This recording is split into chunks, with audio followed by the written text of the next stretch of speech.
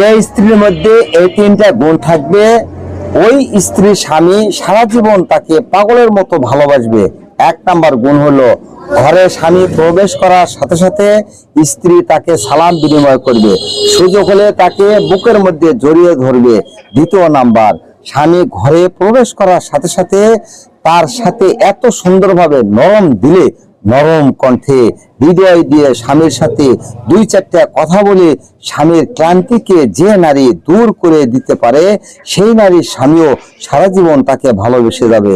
তিন নাম্বার হলো, ওই স্ত্রী স্বামীর ঘরে ঢোকার সাথে সাথে ঘরটাকে এত সুন্দর পরিপাটি করে রাখে, নিজেকে এত সাজিয়ে গুজিয়ে রাখে, স্বামী যেন খুশি হয়ে যায়।